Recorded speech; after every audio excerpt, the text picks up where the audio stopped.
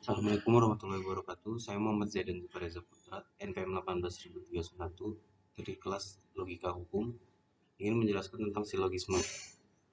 Silogisme merupakan proses penalaran tidak langsung yang terdiri dari tiga bagian. Dua bagian pertama disebut premis dan bagian ketiga disebut konklusi. Silogisme merupakan bentuk penalaran deduktif yang tersusun dari dua proposisi, pernyataan, dan sebuah konklusi atau kesimpulan. Silogisme kategorik adalah silogisme yang semua proposisinya merupakan kategorik. Silogisme kategorik biasa disebut dengan silogisme standar. Aturan dalam silogisme atau hukum silogisme. 1. Silogisme terdiri dari tiga proposisi. 2. Setiap proposisi dirumuskan dalam bentuk proposisi E, I, O. A sama dengan proposisi afirmatif umum, semua subjek adalah predikat. E sama dengan proposisi negatif umum. Semua subjek bukan predikat atau bukan subjek adalah predikat. I sama dengan proposisi alternatif khusus, sebagian subjek adalah predikat. Dan O sama dengan proposisi negatif khusus, sebagian subjek bukan predikat. 3. Setiap silogisme hanya memuat 3 term, subjek, predikat, dan middle. Sekurang-kurangnya term tengah harus didistribusi.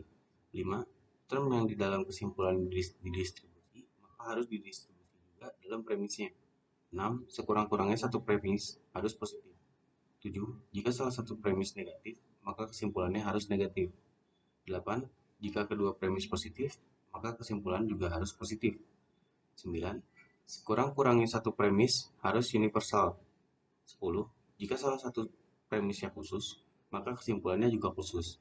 11. Jika premis mayornya khusus, maka premis minornya harus positif. Figur silogisme. Agar silogisme dapat digunakan dengan tepat, Aristoteles membedakan silogisme atas 3 figur. Beberapa abad kemudian, Galenus menambahkan satu figura lagi sehingga silogisme dapat dibedakan atas 4 figura. Figura-figura itu dibedakan sesuai dengan tempat term middle dalam premis. Ada kemungkinan tempat term middle dalam kedua premis. Oleh sebab itu, ada 4 figura sebagai berikut. Figura 1, term middle menjadi subjek dalam premis mayor dan predikat dalam premis minor.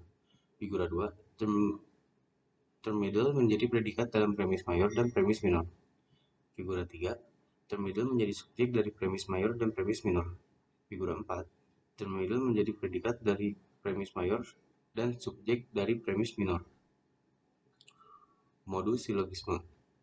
Modus silogisme ialah bentuk-bentuk silogisme yang didasarkan pada kualitas dan kuantitas kedua proposisi yang menjadi premis-premisnya. Dilihat dari segi kualitas, dilihat dari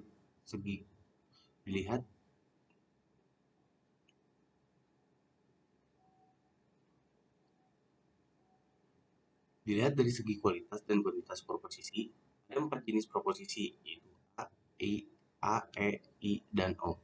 Keempat proposisi itu akan menghasilkan 16 modus silogisme. Karena ada 4 figura silogisme, itu berarti ada 64 modus silogisme. Apabila selain premis dihitung pada konklusinya, maka berarti setiap modus dari 64 modus tersebut memiliki 4 kemungkinan tambahan modus, sehingga akan menjadi 256 modus. Namun, sesudah diteliti oleh para ahli, ternyata tidak semua modus tersebut dapat menghasilkan konklusi yang sahih atau valid. Modus-modus yang sahih dalam setiap figura adalah sebagai berikut.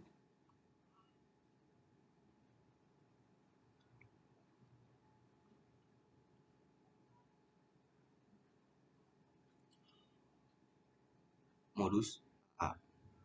Kedua premis afirmatif, maka konklusi pun afirmatif. Dalam premis mayor, term middle distribusi, maka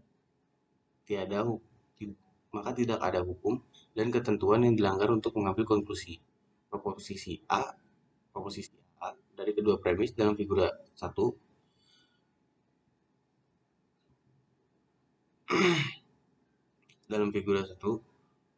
akan menghasilkan konklusi dengan proposisi A. Jadi modus AAA adalah sahih atau valid, dan modus ini dinamakan dengan Barbara. Semua pendidik adalah manusia. Semua guru di Indonesia adalah pendidik. Semua guru di Indonesia adalah manusia. Modus AE. Premis mayor adalah afirmatif, sedangkan premis minor adalah negatif. Jadi konklusi pun harus negatif. Apabila konklusi negatif, term mayor atau predikat konklusi harus berdistribusi. Padahal dalam premis mayor term tersebut tidak berdistribusi. Oleh sebab itu, modus AE tidak sahih karena tidak ada konklusi yang benar yang dapat diambil.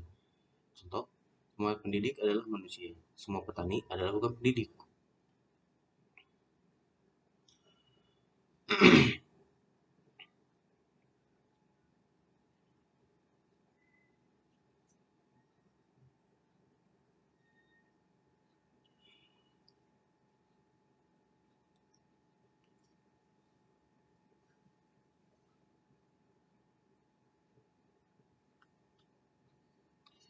Sekian dari saya.